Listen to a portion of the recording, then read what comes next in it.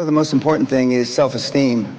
The people that we read about, the people that we admire, the Elon Musks, the Steve Jobs, the Warren Buffetts, etc., all have one thing in common. They have extremely high self-esteem. Of course, you've heard me say this before, self-esteem is built the first 7 or 8 years of life. And unfortunately, we're with our parents the first 7 or 8 years of life. Ergo, we don't have too much high self-esteem. But to build high self-esteem, and the way you build high self-esteem, if you're 25, 35, or 45, is to be around, surround yourself with other people that have high self-esteem. Show me your friends and I'll show you your future. And so you can reverse your childhood by who you associate with. You find people that are where you want to be, but they're already there. You're 22 years old, you're 32, you're 41 years old, and there's a guy or a gal who's 45 years old who is where you want to be. They've accomplished a lot of things. If you're into, they're saving the world, they're using their money for good causes, go associate with those people. Be around those people. And they're easy to find, but they're not going to knock on your door. They're not going to come to your apartment or your flat and ask you, oh, can I help you? Gallup did a poll in 2016, worldwide, 87.6% of all the people on the planet, 87.6% of all the people on the planet are unhappy. Of everybody that walks the face of the earth, 7.65 billion people are unhappy.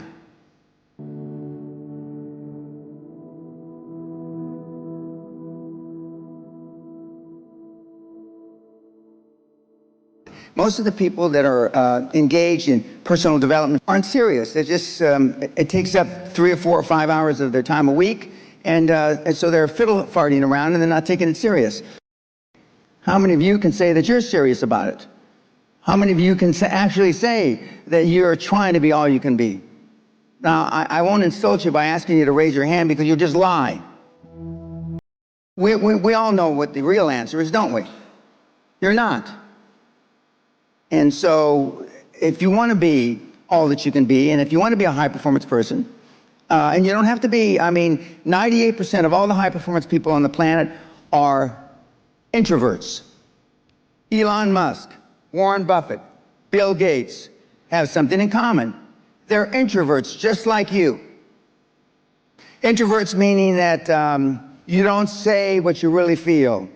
Introverts is you don't act as if you really wanted to show the person that you don't disagree with them. Introverts are when your parents were telling you when you were growing up, you just put your head down and kept your mouth shut. And that's why you're introverted now as adults. As you can plainly see, I wasn't raised that way. My father said, if you've got something in your mind, it should come out of your lips.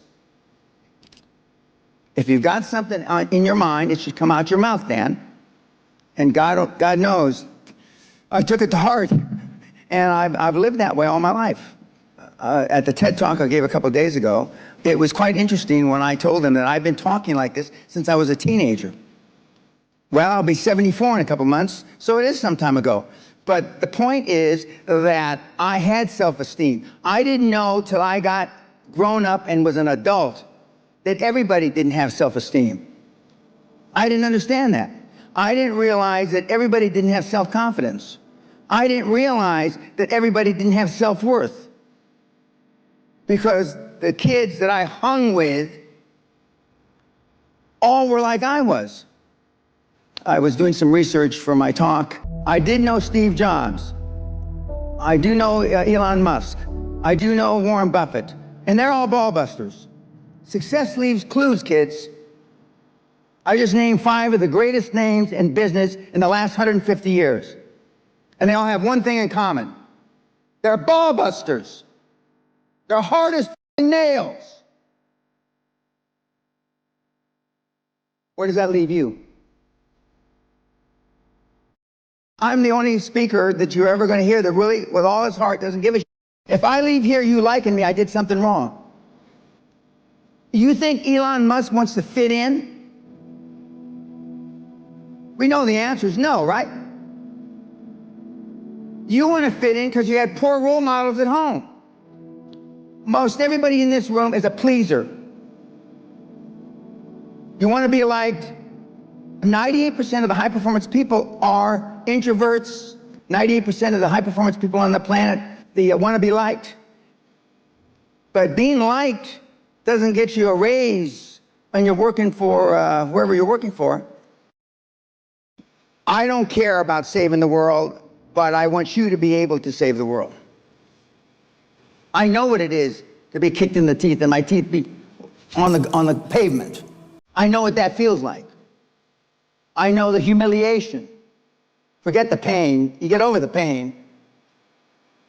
Growth only comes through pain. For those that have read about being an athlete, okay, no pain, no gain. It's the same in life. The squeaky wheel gets the grease. I remember what Amsterdam and Rotterdam looked like in 1952 and 53 as a little kid. Flat, bombed out. You could pick up Nazi war helmets in the rubble. When I was here from beginning of 52 to the end of 53, during the Korean War, my dad was an army officer, and he was able to bring his dependents here. We were stationed in France, but Berlin, I mean, most of Europe was flat. So I know what it looked like. I know what it looks like now.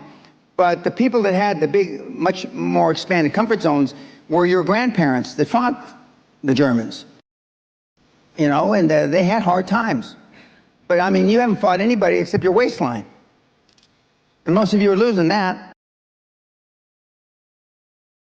Muhammad Ali, which used to be Cassius Clay, the great fighter, arguably one of the greatest fighters ever, he was talking shit since he's 14, 15 years old, I'm the greatest. Before he ever had a professional fight. In athletics, it's more accepted to talk shit.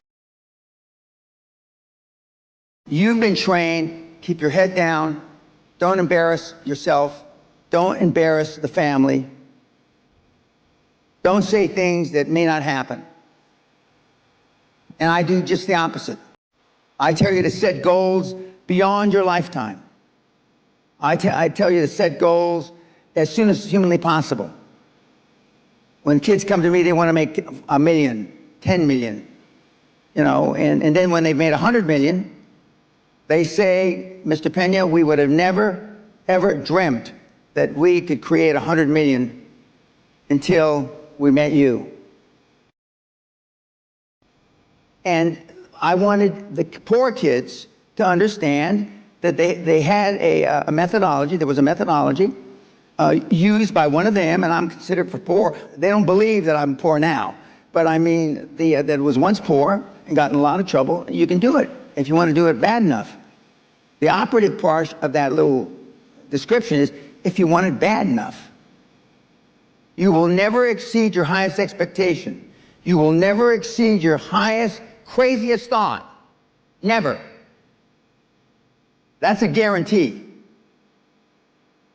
And so then why, other than you've been taught by your parents and conventional wisdom, to set low goals? You know, what do you want your legacy to be?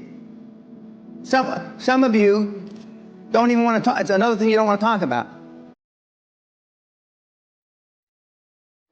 What's your legacy going to be?